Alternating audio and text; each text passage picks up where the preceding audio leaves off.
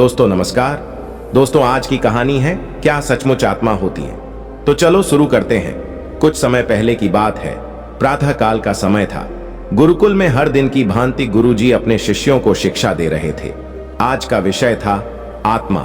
आत्मा के बारे में बताते हुए गुरुजी ने गीता का यह श्लोक बोला, नयनम छिंदन्ति शस्त्राणि नयनम दहति पावकः न चैनम क्लेदयन्त्यापो न शोषयति मारुतः। अर्थात आत्मा को न शस्त्र छेद सकते हैं, न अग्नि जला सकती है, न जल उसे गला सकता है और न हवा उसे सुखा सकती है।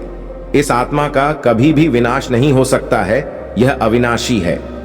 यह सुनकर एक शिष्य को जिज्ञासा हुई।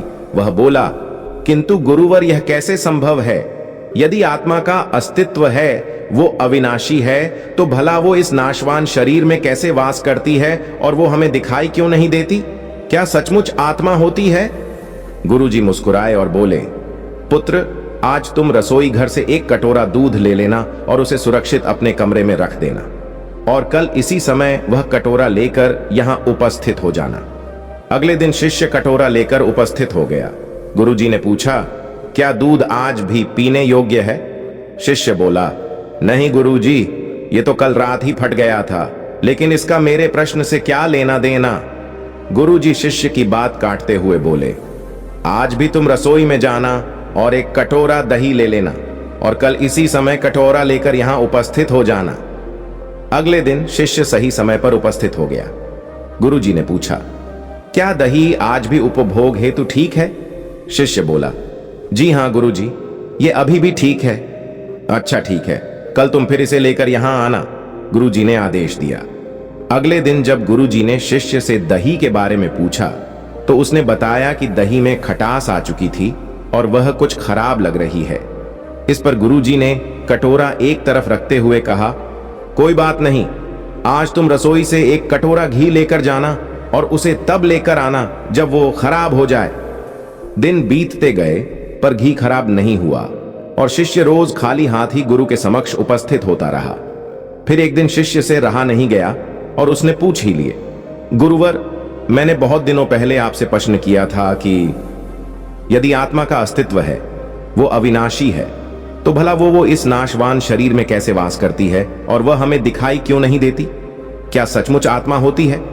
पर उसका उत्तर देने की बजाय आपने मुझे दूध, दही, घी में उलझा दिया। क्या आपके पास इसका कोई उत्तर नहीं है? इस बार गुरुजी गंभीर होते हुए बोले, वत्स, मैं ये सब तुम्हारे प्रश्न का उत्तर देने के लिए ही तो कर रहा था। देखो, दूध, दही और घी सब दूध का ही हिस्सा है, लेकिन दूध एक दिन में खराब हो जाता है, दही 2-3 दिनों में, लेकिन शुद्ध घी कभी खराब नहीं होता। इसी प्रकार आत्मा इस नाशवान शरीर में होते हुए भी ऐसी है कि उसे कभी नष्ट नहीं किया जा सकता। ठीक है गुरुजी, मान लिया कि आत्मा अविनाशी है, लेकिन हमें घी तो दिखी देता है पर आत्मा नहीं दिखती। शिष्य, गुरुजी बोले, घी अपने आप ही तो नहीं दिखता ना। पहले दूध में जामन डालकर दही में बदलना पड़ता है, फिर दही को मथकर उसे मक्खन में बदला जाता है, फिर कहीं जाकर जब मक्खन को सही तापमान पर घंटों पिघलाया जाता है, तब जाकर घी बनता है। हर इंसान आत्मा का दर्शन यानी आत्मदर्शन कर सकता है, लेकिन उसके लिए पहले इस दूध रूपी शरीर को भजन रूपी जामन से पवित्र बनाना पड़ता है।